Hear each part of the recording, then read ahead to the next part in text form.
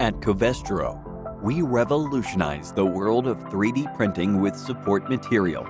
Compared to the process of printing with traditional support material that needs to be removed manually, FPC SOL1 HT makes the process of 3D printing with support material less injury-prone, more efficient, and more sustainable.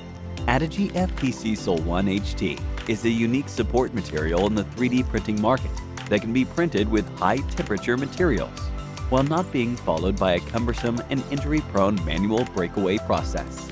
Addigy FPC SOL1 HT is heat-resistant up to 205 degrees Celsius, which means it is compatible for printing PEEK and other high-temperature stable materials. Because of the fact that Addigy FPC SOL1 HT is a fully soluble material, it enables complete geometric design freedom.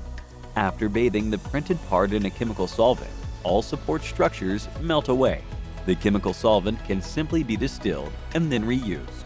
In addition to that, the surface finish of the final part is a lot smoother and might not need to be manually post-processed depending on the final application. That makes printing with Covestro's new 3D printing support filament more efficient.